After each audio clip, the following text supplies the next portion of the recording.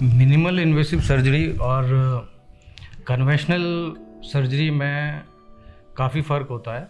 Main फ़र्क जो सबसे बड़ा होता है वो ये होता है, स्टेनोटमी एक ऐसी चीज़ होती है जिसमें कि ब्रेस्ट बोन को आगे से पूरा काटा जाता है 2 हिस्सों में। उसके बाद लगभग जो है आप मानिए कि 9-10 इंच का एक चीरा लगता है सामने, जो कि सबको दिखता है। इसी चीज़ को अगर हम हटा दें सर्जरी से,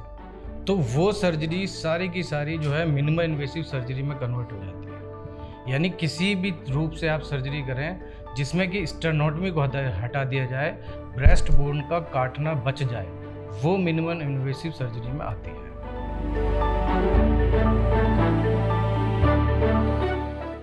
मिनिमल इन्वेसिव अप्रोच आमतौर पे वैसे सभी के लिए अच्छी होती है, लेकिन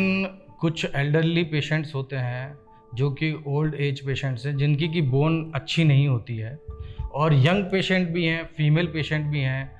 कि जिनको कि अपनी छाती पे सामने किसी भी तरह का जो है कोई इंसिजन या स्कार नहीं चाहिए। तो उनके लिए ये सर्जरी बेस्ट होती है, क्योंकि इसमें किसी भी तरह का सामने कोई चीरा नहीं आता, तो देखने में अच्छी होती है। अगर कोई चीरा आता भी है तो ज़्यादा से ज़्यादा 2 इंच का चीरा होता है, वो भी साइड में आता है, तो उससे जो है पेशेंट के वो ज़्यादातर कपड़ों में ढक जाता है, तो किसी को दिखता नहीं है। तो ये लगभग सारे ही कैंडिडेट के लिए अच्छी है, ख़ास तौर पे जो ओबीज पेशेंट हैं, मोटे लोग हैं, जिसमें कि स्टर्नम के पास फैट बहुत ज़्यादा होता है, उन लोगों के लिए और भी अच्छी है, जिससे कि स्टेनोटमी की हड्डी कटने की जितनी भी कॉम्प्लिकेशन होती हैं, उन सारी कॉम्प्लिकेशन से बचा जा सके।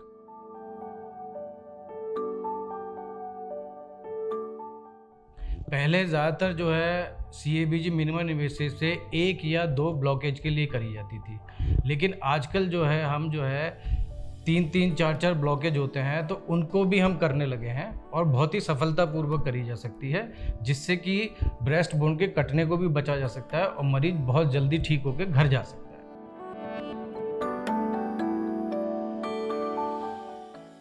है। MICS सर्जरी और कन्वेंशनल सर्जरी में कोई एक्स्ट्रा रिस्क इन्वॉल्व नहीं है, लगभग दोनों का बराबर ही रिस्क है। ऐसा नहीं है कि MICS में रिस्क ज़्यादा बढ़ जाता है, बल्कि MICS में तो बहुत सारे रिस्क कम करे जा सकते हैं, जो कि एक्सटर्नल बोन या जिसे हम ब्रेस्ट बोन कहते हैं, उसके कटने की वजह से जो कॉम्प्लिकेशन होते हैं उसको हम अवॉइड कर सकते हैं। हाँ, कभी कभी ऐसा होता है कि MICS सर्जरी को हमें सर्जरी के दौरान कन्वेंशनल सर्जरी में चेंज करना पड़ सकता है, जिसमें कि लगभग 3-4% कन्वर्जन रेट होता है। वो इसलिए करा जाता है, वो सेफ्टी मार्जिन के लिए है कि अगर सर्जरी के दौरान किसी भी तरह की कोई ऐसी दिक्कत आती है जिस पे कि मरीज की जान पे बात बन सकती है, तो मरीज की स्वास्थ्य को प्राथमिकता पहले दी जाती है, इसलिए उसको चेंज भी करा जा सकता है।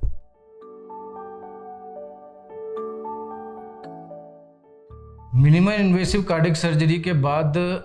अधिकतर लोग 1 हफ्ते के अंदर ही अपनी सारी एक्टिविटी करना शुरू कर देते हैं, अपने घर के सारे काम कर सकते हैं, नहाना धोना, जाना टहलना, सारी चीज़ें कर सकते हैं, और हॉस्पिटल से भी वो 4 से 5 दिन में छुट्टी हो जाती है, क्योंकि किसी भी तरह की हड्डी नहीं कटती है, तो इसलिए उनकी रिकवरी फास्ट होती है। और 15 दिन बाद तो मरीज को पता भी नहीं चलता है कि मेरी सर्जरी भी हुई है, और वो अपने जितने भी काम होते हैं, ड्राइविंग करना, घूमना फिरना, जो भी उसकी एक्टिविटीज़ है, उसमें नॉर्मल सारे काम कर सकते हैं। Like and follow our page for the latest healthcare updates.